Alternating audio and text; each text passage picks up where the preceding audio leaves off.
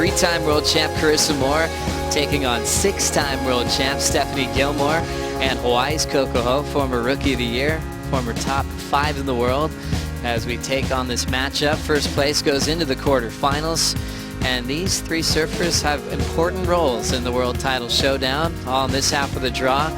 Could be running into Courtney Conlog fairly soon as this one continues. Joe Chappelle alongside former world champ Martin Potter. During the break, Carissa Moore got started. Yeah, Carissa, I tell you what, this young lady is going to be dangerous coming into the back part of the year. Winning the event, the last event last year in Maui with the perfect 10-point ride. She is looking loose and fast and confident, and a big score to kick things off, Joe. Already on the board, catching that wave during the break. Carissa Moore starts with an 8.33. And now here comes Stephanie Gilmore to answer back. Wrapping cutback to set up the lip to hit. Good timing on the backside snap. Redirects on the open face. And she'll end up falling on the last section. That lip line just went a bit soft, but she had great positioning for maneuvers prior. Carissa already up and running on her second wave of this matchup. This wave's forcing her to keep that high line off the top. Now carving through. And will kick out. What's the secret to keeping your speed in conditions like this, Potts? I think it's just keeping that board moving. Sort of jump on the treadmill, so to speak, and out you go. So looks like Coco up and riding.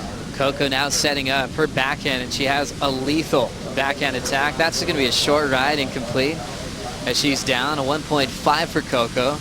Gilmore starts with a 4.33.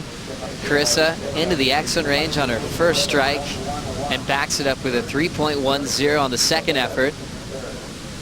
Gilmore with priority, not in position for this wave, so Carissa will take a look and step off. Tyler Wright made it clear in her post-field interview, well, sometimes she thinks she's got a 10 she's paddling into, and then it turns into a 3. And yep. And now, seeing them at this day and age, you see their goals change.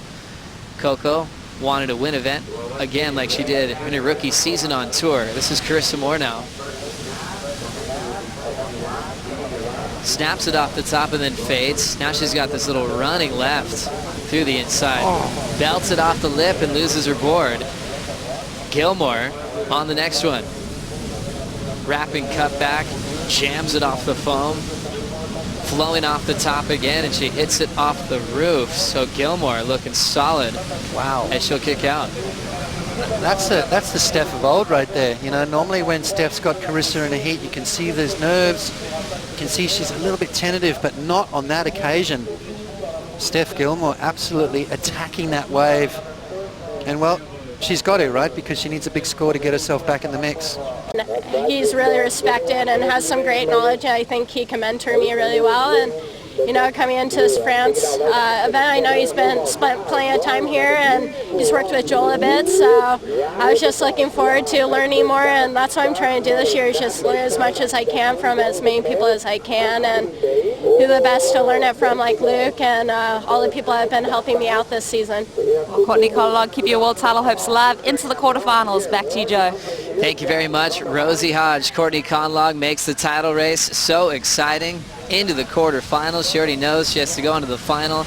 As we've been breaking it down, she knows she has to win this contest to really give herself a shot at her first. As we catch up to a series of waves being ridden, Gilmore on the right, Coco on the left, trying to fight for the spot in first that Carissa Moore's been holding this whole matchup, Potts. Yeah, she has, but that last exchange, I tell you what, it is going to be an absolute cracker. Obviously, Coco on her backhand. We talk about Coco's backhand being lightning sharp, obviously honing her skills at Rocky Point there on the north shore of Oahu. And look at the surfing she's doing. Nice, clean bottom turn, top turn combos. Now she's starting to find a bit of that vertical face.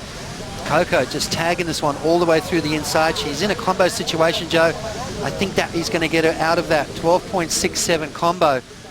Steph Gilmore opting to go on kind of a rare right-hander, but watch this turn from Steph here. Look at the style, the pizzazz, the timing of all these maneuvers there. Just kicks the tail out, lets that slide, showing some variety, bring it all the way through the inside. So got to keep your eyes open, especially for these the occasional right-hander that these natural footers will find. Comes all the way through the inside. It's kind of going with the rip, so is a little bit more tricky to connect with those maneuvers, but Steph Gilmore doing a great job right there. Also checking out the 7.33 on the left bots. Yeah, this is a good wave from Steph as well. Talk about that attack mode. You know, she's normally, when she's got Carissa, there's a bit of a nerves and maybe a little bit more tentative, but she's just in attack mode right now. Nothing to lose for Steph Gilmore, and you can tell by the way she's surfing. Put a series of maneuvers together on her backhand, something she always said she wanted to work on through her first couple of world titles. It took her to so many victories as well. She looked really comfortable and calm checking the conditions this morning as we see even bigger numbers enter the screen. Gilmore locks in an 8.87. Meanwhile, Coco Ho an 8.97. Wow. Coco's got the best wave of the heat. Gilmore just under. And now Carissa Moore's 8.33 is third in line. But the wave is all done. The damage has been done, and an 8.97 for Coco Ho. Coco in position now to strike again. Big windup, taps it under the lip, and she's going to sneak out of there quickly. So a short ride. Coco looking for a 7.23 to take the win in a very high-scoring round 3 matchup. You know what the crazy thing is, Joe? She's just dropped the highest single score of the heat, but she still needs another big score to get herself back in the mix, a 7.23. So to the end. Now we'll check out the last wave from Coco Ho. Pachi caught this wave during the break. Yeah, beautiful surfing from Coco, just absolutely on fire. She was on her way to a screaming score. 7.23 required. I think that was a no-brainer had she finished that wave off. But just caught that rail and went down. Unfortunate right there for Coco.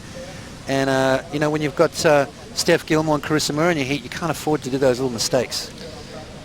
Insane surfing on the back end of Coco Ho. Potts, it seems like, especially when Coco goes left, it is just perfect surfing. We talk about her style and fundamentals are so spot on. There's an amazing connection when Coco gets the backhand going and turns in big numbers. Still in the hunt, needing a 7.23, is getting the chip in deep is Carissa Moore. Has to deal with a pretty big section on the money part of the wave, so she's going to step off. That wave goes completely flat after that and then bowls up again. Identical wipeout to Coco. Carissa Moore, let's have a look at her. Kicked off this heat with a screamer. Round 3, heat number 4. Always epic to see our world champions going head-to-head so early. Carissa looked flawless on her start. A lot of creativity. Wrapping cut back to the inside, opened up with an 8.33, and then Gilmore answered back. Yeah, Steph, you know, normally Carissa is kind of Steph's kryptonite, but not in this occasion. You can see a lot more freer. She's attacking the wave. That's what we want to see from Steph Gilmore. You know, when Steph's feeling good, she's a little bit more aggressive. Her surfing is shining right now. Coco Ho, though, not far behind, that's for sure. She only needs a 7.23, and with surfing like this, all she needs is the wave.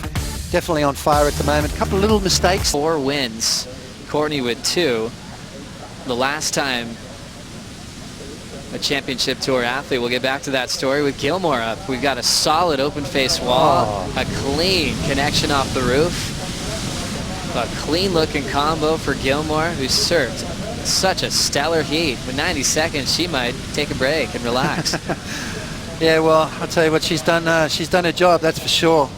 7.33, her first top score, and then backed it up with an 8.87. I'm going to be interested to see this wave right here, because there was 2 solid turns, and let me tell you, the judges aren't scared to throw big scores at those single maneuvers. As Steph takes off, a little bit of white water on the face of the wave. First turn, beautiful jam in the pocket. Bottom turn, top turn combo again, connecting perfectly with the lip. So, you know, this is the surfing we're so used to watching, you know, over the last 10 years. She's just really a highlight reel after highlight reel. You know, you sort of look at her surfing at places like Trestles and go, that wave really suits her, but really, there's waves all over the world that suit her. You know, she just looks so at home when she's on fire, when she's in tune. And for me, this heat, I just saw the aggression come back, the confidence come back. Watch out, she's, you know, talk about a spoiler, oh my. We already have 4 names now into the quarterfinals, and Stephanie Gilmore joins that list into the final series as she's still hoping to get her first win of the season. Looking at the numbers, one of the best heats of the contest, 17.37 total for Gilmore.